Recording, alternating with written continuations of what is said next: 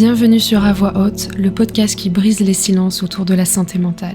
Ici, nous mettons en lumière les mots que l'on cache et les histoires que l'on tait pour offrir un espace où l'on ose enfin dire tout haut ce que beaucoup ressentent tout bas. Je suis Morgane, coach et mentor en développement personnel et à travers ce podcast, je veux créer un espace authentique, un refuge où nous pouvons parler de santé mentale sans filtre, sans jugement et avec toute la bienveillance du monde. Parce que je sais ce que c'est que de se sentir submergé, de ne pas savoir où poser ses émotions ou comment se relever après une chute.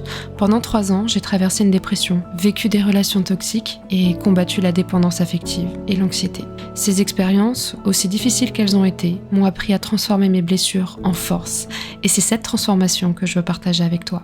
Parce que je crois profondément que nos émotions, nos failles, nos forces méritent d'être entendues, d'être reconnues et partagées. Alors je leur donne une voix. Que tu sois ici pour te sentir moins seul, pour mieux te comprendre ou simplement pour trouver un espace où l'on parle vrai, tu es au bon endroit. Alors bonne écoute à toi et bienvenue sur À Voix Haute, parce que la santé mentale ne doit plus jamais se taire.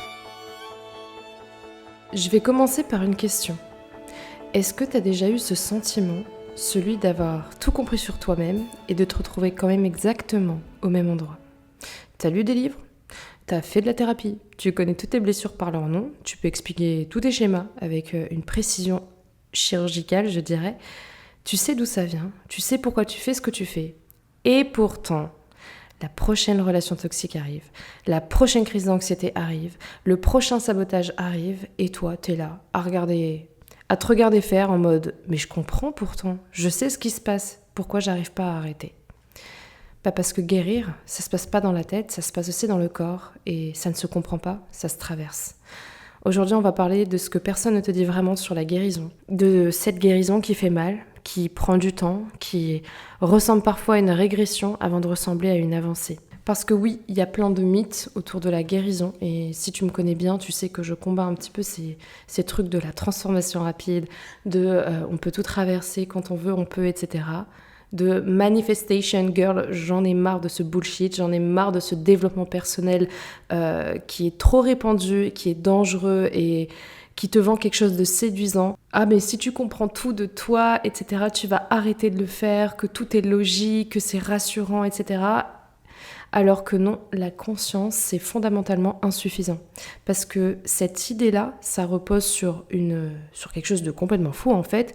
Ça repose sur le fait que nos comportements sont pilotés par notre intellect. Que si on comprend assez bien, si on analyse assez finement, si on prend assez de recul, on pourrait choisir autrement. Sauf que c'est pas forcément comme ça que le cerveau fonctionne et encore moins le corps. Alors je vais t'expliquer un petit peu ce que la neuroscience dit, mais sans la version, on va dire sans le jargon, c'est ça. Les réponses automatiques. Donc, je sais pas, la panique, le retrait, le sabotage, la dépendance affective, tout ça. Ça ne vient pas du cortex préfrontal, d'accord ? Le cortex préfrontal, c'est la partie rationnelle et analytique du cerveau, d'accord ? Mais du coup, toutes ces réponses automatiques, ça vient plutôt du système limbique. C'est du tronc cérébral, c'est du cerveau reptilien. Ce sont des zones un peu plus anciennes, c'est les plus primitives, c'est celles qui ont été programmées bien avant que t'aies les mots pour nommer quoi que ce soit. Et ces zones-là, ça se lit pas forcément dans les livres de dev perso, ça ne s'intéresse pas à toutes tes prises de conscience, ça répond à une seule question, est-ce que je suis en sécurité ? Et si la réponse est non, ou si quelque chose ressemble de près ou de loin à une menace passée, ça va se déclencher automatiquement avant que tu aies eu le temps de penser. Et il y a un piège dans l'hyperanalyse parce que si tu es là, c'est que tu es dans l'hyperanalyse, tu es dans l'hyper-information, dans l'hyper-conscience, dans l'hyper-indépendance, hyper-machin, tout ce que tu veux. Le truc cruel qu'il y a là-dedans, c'est que plus tu es intelligente, plus tu es capable d'analyser, justement, plus tu peux tomber dans ce piège-là. Donc écoute-moi bien. Parce que justement, l'hyperanalyse, ça devient elle-même un mécanisme de défense. C'est une façon de rester dans ta tête pour pas avoir à descendre dans ton corps. C'est une façon de comprendre ta douleur plutôt que de la ressentir. Donc, c'est une forme de fuite. Et ouais, je sais, moi aussi j'ai fait ça pendant des années, t'inquiète pas. Je pouvais décortiquer tous mes schémas avec une précision incroyable. Si tu savais, ça me rappelle à Paris, j'avais ma chambre et j'avais mis des post-it un peu partout. J'avais fait mon arbre, comment on pourrait appeler ça ? Je sais pas, je dois être un petit peu folle sur les bords pour faire ça, mais j'avais fait un arbre avec des post-it, en fait c'était moi au milieu, et en fait il y avait tous mes traumas, et les post-it autour, et dans quelle zone je les situais de mon corps, mais aussi par qui ça vient, dans mon transgénérationnel, de mes parents, pourquoi je fais ci, et quand j'ai telle réaction, je fais ça, mais vraiment... J'avais des dizaines et des dizaines de post-it autour et ça faisait vraiment un éventail. Alors c'était très beau à voir de loin, mais une fois qu'on se rapprochait de près et qu'on lisait, c'était pas très drôle parce que là il y avait toute ma vie qui était dévalée dans ma chambre. Donc autant vous dire que je n'invitais personne. Mais tout ça pour dire, j'étais vraiment dans la super analyse, je comprends, je pouvais vraiment tout décortiquer. Et en même temps, je me rendais compte que dans ma vie réelle, là comme ça, dans la réalité, j'avais pas bougé d'1 centimètre, vraiment. Et c'est là que c'est important. Comprendre, ok, c'est nécessaire pour avancer, c'est la première étape, c'est très bien. Mais c'est que la première marche, hein. Le vrai travail, il commence après, hein, après la prise de conscience, bien sûr. Alors, on parle beaucoup de traverser ses émotions. Et c'est un mot qu'on utilise beaucoup sans savoir ce que ça vient coûter derrière. Traverser ses émotions, on l'entend vraiment partout, dans les podcasts, dans les livres, dans les séances de coaching. Et parfois on est là, on hoche la tête, ouais, comme si on savait ce que ça voulait dire. Mais concrètement, ça veut dire quoi ? Ce n'est pas pleurer un petit peu et se dire que c'est fait. C'est pas forcément laisser venir l'émotion pendant 30 secondes avant de la réprimer à nouveau. C'est pas forcément non plus en parler encore et encore jusqu'à ce que ça semble moins fort. Traverser, c'est laisser l'émotion aller jusqu'au bout de son cycle dans le corps. C'est la laisser entrer, c'est la laisser monter, c'est la laisser atteindre son pic et c'est la laisser redescendre toute seule, sans la couper, sans la gérer, sans s'en distraire. Et ça, à quoi ça peut ressembler ? Je vais te donner beaucoup d'anecdotes personnelles pour te faire comprendre que traverser ses émotions, parfois c'est pas super fun, mais dans ton corps, ça peut ressembler à des tremblements, à des larmes qui viennent de bien plus profond que tes yeux, tu vois de quoi je parle, à de la chaleur dans ta poitrine, à de la nausée, à une envie de fuir que tu choisis de ne pas suivre. Et tu vas me dire, mais pourquoi on le fait pas en fait ? Parce que c'est hyper inconfortable, parce que personne nous a appris que c'était sûr, que c'était safe, parce que dans beaucoup d'environnements où on a grandi, montrer ses émotions, ça avait des conséquences, hein. Donc on a appris à les contenir, à les gérer, puis à les intellectualiser surtout. Et maintenant, même quand on essaie de les traverser, le corps y résiste. Parce qu'il a appris que lâcher prise, c'était dangereux. Et ouais, ton corps, il sait pas que t'es une adulte maintenant. Il sait pas qu'aujourd'hui, t'es peut-être en sécurité. Il se souvient encore de l'époque où, justement, ressentir pleinement ton émotion, c'était un risque, c'était dangereux. Et souvent, quand on va se faire accompagner, on commence peut-être avec les psychologues, les psychiatres, je sais pas. En général, on commence par là. Et on est là, on parle, mais on traverse très rarement notre douleur. Parler de sa douleur, c'est utile, c'est nécessaire et c'est bien pour ça que je fais ce que je fais, c'est bien pour ça que j'ai un podcast, ça m'aide aussi moi à avancer, mais c'est que la première étape. Ça crée en fait de la connexion, ça permet aussi de se sentir comprise, ça donne des mots à ce qui était flou, mais parler de sa douleur, c'est pas la même chose que de la traverser. On peut parler de sa douleur pendant des années et jamais la traverser vraiment. On peut la raconter, l'analyser, la nommer, et en fait, rester exactement au même endroit, émotionnellement parlant. La traversée, c'est quand ça bouge dans le corps, quand il y a quelque chose qui se dénoue, quand tu ressors d'une séance, d'une méditation, ou je sais pas, moi, d'un moment de silence, et tu sens que t'es différente. T'as pas eu forcément une révélation, mais il y a quelque chose en toi qui s'est déplacé à un niveau que les mots n'atteignent pas. Je vais te donner une petite anecdote personnelle. La première fois que j'ai véritablement traversé quelque chose, et pas juste compris là, pas juste parlé, mais vraiment traversé, c'était pendant une séance de coaching avec ma coach Mariana. Et on travaillait un petit peu sur le corps justement, en méditation, voire en hypnose, je me souviens plus exactement, mais j'étais en tout cas en méditation. Et elle était en train de me guider, mais elle savait pas du tout ce que j'étais en train de voir dans ma méditation. Et elle me guidait droit vers un de mes traumas. Et à un moment donné, j'ai vraiment senti comme une boule à l'intérieur de moi. Mais vraiment, une boule à l'intérieur de mon corps, remonter et remonter. Et mon corps s'est comme plié, mais vraiment plié, comme si c'était tellement inconfortable parce que mon corps se pliait et j'ai senti la boule remonter. Elle m'a dit... Tout va bien, t'es en sécurité, et elle est venue poser sa main sur ma gorge parce que la boule était remontée et physiquement je la sentais, je vous jure que c'est vrai, je la sentais. Je sentais là où c'était contracté, là où c'était tendu, je sentais qu'il y avait quelque chose. Et à ce moment-là, elle m'a dit, ne t'en fais pas, t'es en sécurité, reste avec ça. Et elle m'a demandé de, moi aussi, poser ma main ici sur l'endroit où, justement, je m'étais trop tue, parce que du coup, on parle de la gorge, on parle de cet endroit où j'ai jamais su dire ma vérité, où j'ai jamais pu parler, où j'ai jamais pu... C'était le premier truc que j'ai sorti, je veux dire, d'un point de vue où j'ai jamais pu m'exprimer, et ça a été le premier trauma que j'ai traversé. Donc me dire aujourd'hui que j'ai un podcast qui s'appelle À voix haute, purée, ça fait du sens avec cette histoire-là. Et en fait, le fait d'être restée avec cette douleur qui m'a ensuite fait éclater en sanglots, mais en sanglots, des tremblements, de la transpiration, etc. Parce que ouais, j'avais pas prévu que mon corps puisse réagir comme ça. J'ai vraiment commencé à trembler, à vraiment trembler de l'intérieur de mon corps. Et pendant 10 minutes, j'ai laissé tout ça se passer, sans essayer de comprendre, sans essayer d'arrêter. Et après ça, je sais pas comment décrire ça autrement d'ailleurs, mais j'étais tellement plus légère. Alors j'étais pas guérie forcément, mais il y a quelque chose qui s'était dénoué, quelque chose de réel, quelque chose qui s'était exprimé pour la première fois. Et ouais, c'était puissant. Donc pour moi, c'est ça de traverser ces émotions aussi parfois. C'est de rester avec ce qu'il y a de plus inconfortable et de pas paniquer, de rester avec ça et de laisser l'émotion partir. Et j'ai envie de te dire aussi, le corps, c'est un peu comme une archive. Il a tout gardé de toi. Ton corps se souvient de tout. Il y a la mémoire traumatique et il y a quelque chose que personne nous apprend, que ce soit même dans les séances de psy que j'ai pu faire, on me l'a jamais dit non plus, mais pourtant ça change absolument toute la compréhension de ta guérison. C'est que le corps, il stocke tout, il garde tout. Chaque émotion que t'as pas traversée dans ta vie, chaque douleur que t'es venu garder en toi, chaque moment où t'as dû être forte alors que tu voulais t'effondrer, chaque fois où t'as ravalé ta tristesse, ta colère, ta peur, ta frustration, je ne sais quoi, ton corps l'a gardé. Tes émotions ne disparaissent pas, elles viennent vraiment s'accumuler à l'intérieur de toi, elles s'installent dans tes tissus, dans ta posture, dans ta façon de respirer, dans la tension de tes épaules, dans la contracture de ton ventre, dans ton poids du corps, dans ton regard, dans l'aspect de tes cheveux, dans l'aspect de ta peau. Ton corps, c'est clairement une archive. C'est vraiment un disque dur qui tourne encore tous les vieux fichiers, même quand le contexte il a complètement changé. Alors, qu'est-ce que ça produit concrètement d'avoir un corps qui a tout stocké, les traumas, etc. Ça produit des réactions disproportionnées. Tu vas te retrouver par exemple à pleurer pour quelque chose d'anodin et tu comprends pas pourquoi. En fait, c'est pas juste pour cette situation que tu pleures, tu pleures tout ce qui n'a pas eu le droit de sortir avant. Ça produit des tensions chroniques, le dos, la gorge, la poitrine, le ventre, des douleurs que les médecins ne trouvent pas d'explication physique. Pas parce que c'est dans la tête, faut arrêter avec ces conneries-là aussi de dire que c'est dans la tête des gens, mais parce que c'est dans ton corps qui a stocké depuis des années.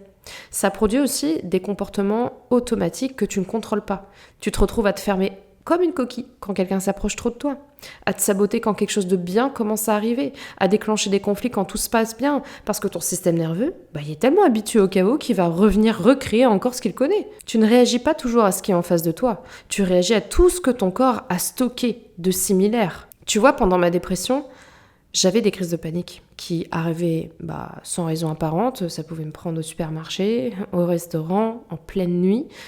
J'avais pas forcément de déclencheur évident, juste d'un coup comme ça, le cœur qui s'emballe, la respiration qui devient impossible et aussi la tête qui s'emballe, comme si je pensais que j'allais mourir, je pensais que quelque chose de terrible allait arriver. Et j'ai mis longtemps à comprendre que ces crises-là, c'était pas des dysfonctionnements, c'était mon corps qui essaie de libérer des années de tension accumulées.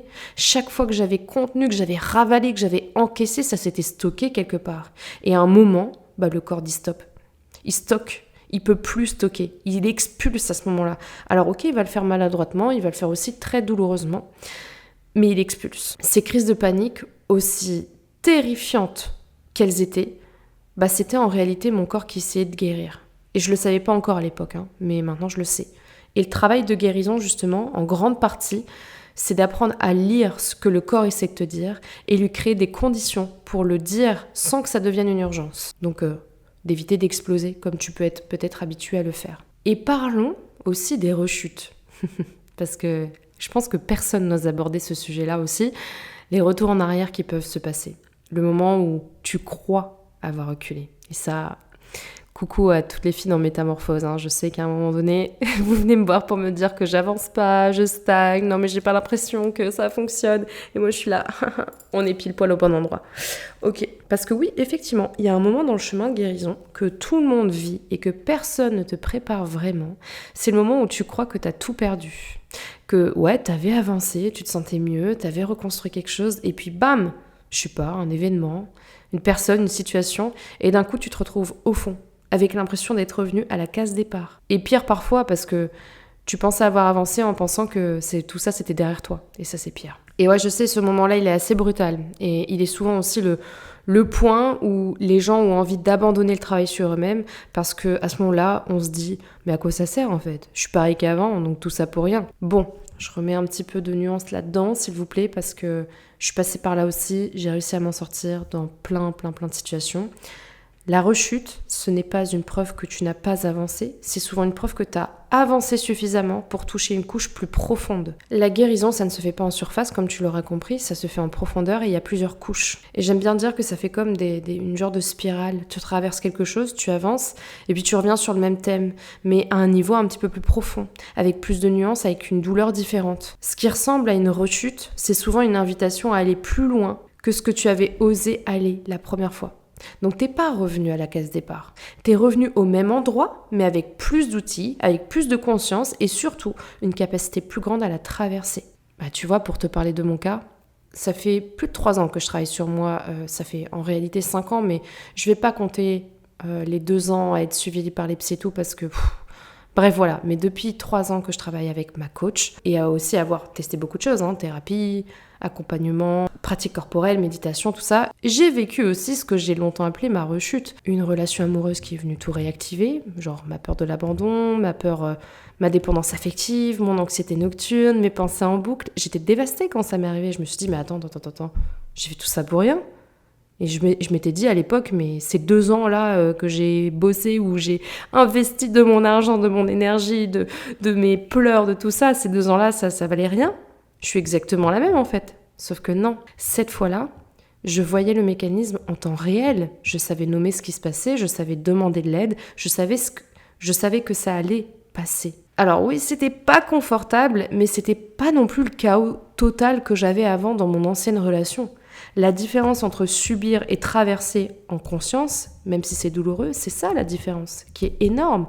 Et en fait, cette relation-là, paradoxalement, ça a été l'une de mes plus grandes accélérations de ma guérison. Et je le remercie parce que vraiment, j'ai tellement grandi d'une autre manière et depuis, ma dépendance n'est plus réellement présente dans mes relations. Donc si toi aussi t'es en ce moment dans ce que tu crois être une rechute, je veux que t'entendes ça. T'as pas reculé. Tu creuses juste un petit peu plus profondément et c'est complètement différent. Et ton corps ne ment pas. Apprends à l'écouter vraiment. La plupart d'entre nous, on a grandi dans des environnements qui nous apprenaient à, explicitement ou implicitement, à ignorer les signaux du corps. Ouais, t'es pas malade, t'exagères, arrête de pleurer, c'est rien, sois forte, reprends-toi. Et on a appris à fonctionner malgré la fatigue, à sourire malgré l'anxiété, à continuer malgré la douleur. Et maintenant, on est des adultes très compétentes pour performer, et très peu entraîné à sentir, à ressentir. Et pourtant, ton corps parle en permanence. Mais la question, c'est surtout, est-ce que tu l'écoutes ? Il parle dans la tension des épaules. Par exemple, il va parler à travers tes épaules, dans la tension que tu vas ressentir, qui va monter quand tu entres dans une pièce où tu te sens pas en sécurité. Dans le ventre qui va se serrer avant une conversation difficile. Dans ta gorge qui va se nouer quand tu vas t'apprêter à dire quelque chose de vrai. Dans toute ta fatigue qui s'installe après avoir passé du temps avec quelqu'un qui te vide. Ces signaux-là, ce ne sont pas des hasards, ce ne sont pas des dysfonctionnements, ce sont des informations. Ce sont même tes meilleures boussoles. C'est ton corps qui te dit « Attention, il y a quelque chose ici qui ne correspond pas à ce dont tu as besoin. » Le corps ne ment jamais. C'est nous qui avons appris à ne plus l'entendre. Et le travail somatique, la méditation, les pratiques de pleine conscience, ce ne sont pas juste des outils de relaxation, c'est pas juste pour aller mieux, ce sont des pratiques de reconnexion, des façons de réentraîner ton attention à descendre de la tête vers le corps, à s'arrêter et se demander « Qu'est-ce qui se passe là, maintenant, dans mon corps ?» Au début, c'est inconfortable. Tu vas te dire, oh là là, c'est vraiment un truc de perché, de boubou, c'est un truc que je comprends pas, j'y arrive pas, etc. Ouais, mais ça, c'est juste ton ego qui essaye de fuir encore une fois, et il faut de la pratique. Comme pour le sport, tu es pas très bonne au départ, et tu as besoin de pratiquer pour être bonne. La méditation, les exos de pleine conscience, c'est la même chose. Et c'est surtout parce que ton mental, il sait très bien ce qu'il fait. Il a envie de fuir. Parce qu'il sait très bien que ce qu'il va trouver en descendant dans le corps, c'est de la douleur, c'est de la tension, c'est de l'anxiété. Donc forcément, son impulsion, ça va être quoi ? De remonter automatiquement dans la tête parce que c'est plus confortable. Mais à force de continuer, et c'est ce que je te disais avec la pratique, tu vas commencer à développer une tolérance à toutes ces sensations-là. Tu vas développer une capacité à rester avec ce qui est là, sans immédiatement fuir ou réagir. Tu vois, une des pratiques qui a le plus changé ma relation à mon corps, c'est simple, Et ça a l'air de rien, mais le matin, avant de regarder mon téléphone, avant de parler à qui que ce soit, je passe juste 5 minutes à sentir ce qui est là. Je viens rien analyser, je planifie rien, je suis juste là pour sentir. Est-ce que j'ai une tension ? Quelle est la qualité de mon énergie ? Est-ce qu'il y a quelque chose qui veut être reconnu ? Et au début, je vais pas sentir grand-chose, je te cache pas. Mon corps, il est pas habitué à être écouté. Et puis en fait, progressivement, j'ai commencé à recevoir des informations de plus en plus précises. C'est pas forcément des pensées, ce sont des sensations. Et en fait, ces sensations, ce sont devenues mes meilleurs guides pour naviguer ma vie, pour naviguer mes journées au quotidien. Maintenant, je veux que tu comprennes que ta guérison, elle n'est pas linéaire et c'est ok, d'accord ? Je sais qu'un gros mensonge de la progression un peu continue, là, on a vraiment une image de la guérison qui ressemble un peu comme à une courbe qui monte, là, un peu les escaliers, etc. Tu commences en bas, donc t'es blessé, t'es perdu, t'es en souffrance, et hop, tu progresses. Et en fait, à un moment, t'arrives en haut, t'es guéri, t'es stable, t'es sereine. Mais je vais te le dire, moi, en tout cas, c'est pas comme ça que ça s'est passé pour moi, et c'est pas comme ça que ça se passe aussi pour les personnes que j'accompagne. La guérison, ça ressemble plutôt à une spirale qu'à une ligne droite. C'est des jours où tu vas te sentir alignée et forte et des jours où tu vas te retrouver à pleurer sans raison apparente. Il y a des semaines où tu vas avoir une clarté incroyable et puis juste après, tu vas avoir des périodes de brouillard. Ça va être des moments où tout semble avoir changé et des moments où tout semble pareil qu'avant en fait finalement. Et si t'es pas préparé à ça, si tu t'attends à une progression continue, tous les moments de vide, tous les creux que tu vas vivre, ça va te sembler être un échec. Ça va te sembler être une preuve que ça marche pas, que finalement toi t'es pas guérissable. Mais stop en fait, stop. Les creux, les vides, etc. c'est pas des régressions, c'est vraiment des intégrations. Après chaque avancée significative, chaque traversée, chaque déplacement profond, ton système, il a besoin de temps pour intégrer, pour s'adapter à cette nouvelle réalité, cette nouvelle identité. Et pendant cette période d'intégration, ça peut sembler moins bien qu'avant. Et c'est normal. C'est même le signe que quelque chose de réel s'est passé finalement. Donc les moments de vide, les creux dans le chemin de guérison, ce ne sont pas des signes que tu régresses, c'est souvent des signes que tu intègres quelque chose de plus profond. Et une des compétences les plus importantes dans ta guérison, c'est l'une des moins glamour, mais c'est apprendre à se tenir dans l'inconfort sans immédiatement essayer de s'en sortir. Alors, on n'est pas là pour se complaire dedans, on ne veut pas y rester indéfiniment, évidemment, mais c'est de développer la capacité à rester présente à ce qui est difficile le temps que ça traverse. Parce que c'est précisément dans ces moments-là, dans l'espace entre le déclenchement et la réaction, que la guérison se fait. Quand tu choisis de ressentir plutôt que de fuir, quand tu choisis de rester plutôt que de dissocier. Il y a eu une période, environ 8 mois après avoir commencé mon travail d'accompagnement assez intensif, où en fait j'allais moins bien qu'au début, objectivement parlant. J'avais un peu moins d'énergie, j'avais plus d'émotions à la surface, j'avais plus de larmes faciles et en fait j'ai paniqué, je me souviens avoir paniqué, j'ai cru que j'avais fait une erreur, que j'aurais mieux fait de pas ouvrir on va dire la boîte de Pandore avec tous mes traumas. Et en fait ma coach m'avait dit à ce moment-là quelque chose qui m'a aidé à redescendre et que je vais te dire aussi. Elle m'avait dit mais en fait ce que tu vis là Morgane, c'est la preuve que le travail fonctionne. Avant, toutes ces émotions-là, elles étaient enfouies. Et maintenant, si elles remontent, c'est parce qu'elles savent qu'elles peuvent le faire et que ton corps est prêt à faire sortir. Ça veut dire que tu es plus safe pour toi-même, que tu es devenu l'adulte que tu avais besoin quand tu étais enfant. Tu t'es enfin donné la permission de ressentir. Et en fait, ces phrases-là, vraiment, ça m'est resté. Et c'est quelque chose que je ressors moi-même en coaching parce que, ouais, ça m'a aidé. Et ça m'a aidé à comprendre que c'était pas une régression, c'était vraiment une libération. Attention, je m'adresse à toutes les femmes un peu hyper indépendantes, aux femmes fortes qui font un énorme travail sur elles, qui ont investi beaucoup.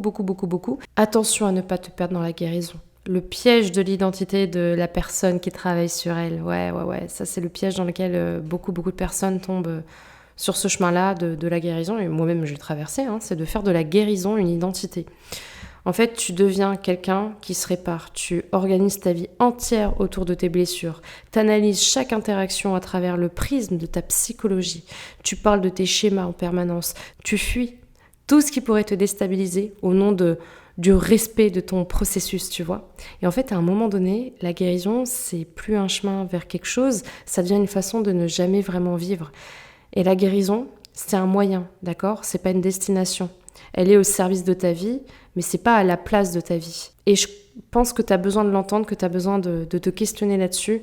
Il y a une différence entre s'explorer et se noyer dans tout ça. Il y a une différence entre aller chercher en soi pour se comprendre et avancer et rester coincé dans ses profondeurs au point de perdre le contact avec la surface.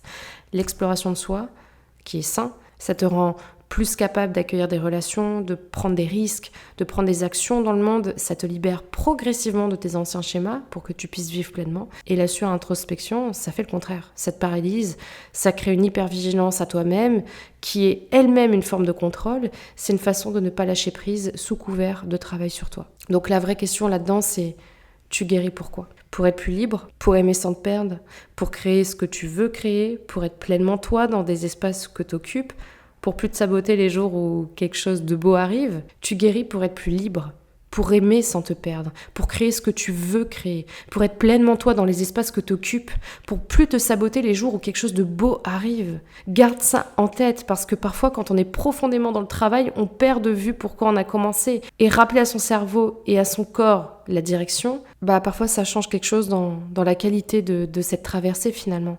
Mais oui, la guérison, c'est pas confortable. Guérir vraiment, c'est l'un des trucs les plus difficiles que tu feras dans ta vie. Ça demandera de rester dans des états inconfortables sans les fuir. Ça va te demander de toucher des choses que tu as passé des années à éviter. Ça va te demander de remettre en question toutes tes croyances qui constituent ton identité depuis toujours. Ça demande de décevoir des gens parfois, de prendre des risques, de te tromper, de recommencer. C'est pas du penser positif, c'est pas de si on veut, on peut. Ça demande du temps, ça demande des mois, des années parfois et c'est ok. Parce que tout ce qui a pris des années à se construire dans ta tête, dans ton corps, ça ne se défait pas en un week-end de retraite. Ça va te demander vraiment de la constance, de la répétition. Revenir à la pratique même les jours où t'en as pas envie. Revenir à toi-même même quand tu préférais te dissoudre dans le bruit. Ça demande d'être accompagné. Pas parce que t'es incapable de le faire toute seule, mais parce que certaines zones en nous ne s'ouvrent qu'en présence de quelqu'un qui sait tenir l'espace, qui ne fuit pas quand ça devient difficile. Et surtout avec quelqu'un qui a elle-même traversé cette chose-là. Et surtout peut-être avec quelqu'un qui a elle-même traversé toutes ces choses-là. Vraiment, on ne guérit pas seul ce qu'on a développé en plus dans des relations avec des gens. La connexion humaine, ça fait partie du remède. Et tu verras, après tout ça, après cette traversée, après tous les vides, les creux, les rechutes, les intégrations, ce que ça donne, c'est difficilement explicable. Moi qui trouve facilement des mots, mais là c'est difficile d'expliquer parce que ok, t'auras pas forcément une vie sans douleur, parce que non, en fait, quand on guérit, en fait, on vient pas chercher l'absence des émotions difficiles, on n'est pas toujours sereine, etc. Mais je dirais que ça crée une sécurité intérieure. C'est une façon d'être avec toi-même qui va plus dépendre de ce que les autres font ou disent de toi, tu vois. C'est une capacité à ressentir fort sans te perdre dedans. C'est aussi une capacité à aimer sans t'abandonner, à faire face à ce qui est difficile sans avoir besoin de fuir ou de te dissoudre. C'est de devenir quelqu'un qui se fait confiance dans le corps, dans l'esprit, même quand c'est en train de divaguer autour de toi. Et tu vois, la chose la plus concrète qui a changé dans ma vie après des années de travail, c'est ma relation à ma propre présence en fait. Avant, j'avais vraiment besoin de validation externe permanente pour me sentir en sécurité. Si quelqu'un me répondait pas, s'il y avait une interaction qui ne se passait pas bien, si je sentais une distance ou quoi, mon système s'emballait. Et aujourd'hui, je sens que je peux ressentir ces choses sans que ça me déface en fait, tout simplement. Je peux être dans une pièce sans avoir besoin que tout le monde m'approuve. Je peux prendre des décisions sans avoir besoin que quelqu'un me confirme que c'est la bonne décision ou pas. Parce que justement, j'ai créé une base en moi qui n'existait pas avant. Et cette base-là, c'est cette sécurité intérieure-là. C'est cette sécurité intérieure. C'est la chose la plus précieuse que le travail sur moi m'ait donné. Et tu vois, si je t'en parle avec autant de précision, c'est parce que je l'ai vécu. Je l'ai pas forcément étudié ou lu dans un livre, mais je l'ai vécu dans mon corps, dans ma relation, dans mes crises à 3h du mat', et des séances qui sont venues dénouer des choses très inconfortables en moi. Et ouais, j'ai réalisé quelque chose dans mon process aussi, c'est ce dont j'avais eu besoin dans ma vie. C'était un espace où traverser vraiment, accompagnée avec quelqu'un qui savait, elle, de quoi elle parlait, avec des outils qui allaient au-delà de la compréhension intellectuelle. J'avais vraiment besoin de ça. Et justement, c'est ce que j'ai créé aujourd'hui. C'est ça qui est dingue. C'est pour ça que Métamorphose est là. Et Métamorphose, c'est un accompagnement de 6 mois, intensif, profond, qui est conçu pour toutes les femmes qui en ont assez de comprendre sans changer. C'est celles qui ont fait de la thérapie, qui ont lu des livres, qui ont écouté des podcasts, et qui se retrouvent encore et encore dans les mêmes schémas, qui voient ce qu'elles font, mais ne savent pas comment arrêter, qui ont tout dans la tête et rien dans le corps. C'est pas du dev perso classique, d'accord ? C'est pas 5 étapes pour transformer ta vie. Non, c'est un travail de fond sur tes croyances, sur ton corps, sur ton système nerveux et sur la relation à toi-même. Et tant que ton corps est attaché à tous ces schémas, tu peux avoir toutes les bonnes intentions du monde, tu vas te saboter, tu vas t'écraser, tu vas briller à moitié. C'est de la biologie. Donc ce qu'on vient de travailler ensemble, c'est du désencodage de tes croyances pour vraiment venir transformer dans la réalité. On va travailler beaucoup sur ton système nerveux, apprendre à te sentir en sécurité dans ta propre vie, dans ton propre corps, sans avoir besoin de validation extérieure. Et on travaille la relation avec toi. Pas en mode self-care, Instagram ou quoi, en version un peu plus profonde quand même. C'est apprendre à te faire confiance, à te choisir, à occuper l'espace que tu mérites sans culpabilité et sans te saboter. Et on travaille tout ça en combinant le coaching de transformation, les pratiques somatiques, la pleine conscience, parce que la tête seule, ça ne suffit pas. On l'a dit, je te l'ai dit, je te le redis, d'accord ? Donc pour finir cet épisode de podcast, t'es arrivé jusqu'ici, bravo à toi. Peut-être qu'il y a quelque chose qui t'a touché, peut-être que tu t'es reconnu, peut-être que ça t'a bousculé aussi, et c'est bien, c'est le début. Mais j'espère que tu entends que simplement comprendre et se reconnaître, ça ne suffit pas. Ce qui change quelque chose, c'est de traverser. Et pour traverser, il faut créer les conditions. Si tu veux en savoir plus sur Métamorphose, le lien est dans la description du podcast. Et si tu veux juste qu'on en parle, sans engagement, sans pression, vraiment, tu peux aussi me contacter directement sur Instagram. Moi, je réponds à tout le monde. Voilà. Merci beaucoup d'avoir écouté cet épisode. Si ça t'a plu, si ça t'a touché, n'oublie pas de laisser une petite note 5 étoiles sur la plateforme sur laquelle tu l'écoutes. Abonne-toi pour pas rater le prochain épisode et je te dis à la semaine prochaine sur le podcast à voix haute. Merci beaucoup et à très vite. Ciao!